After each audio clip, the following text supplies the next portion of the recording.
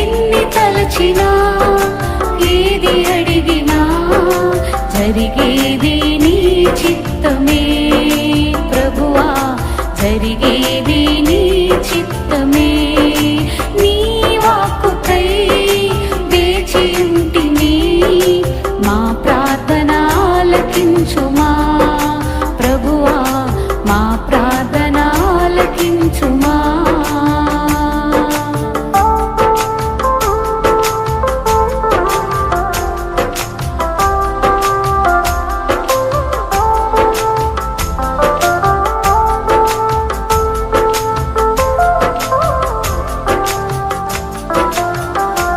నీ తోడు లేక, నీ ప్రేమ లేక ఇళ్ళలో ఈ ప్రాణం నిలవలేదు.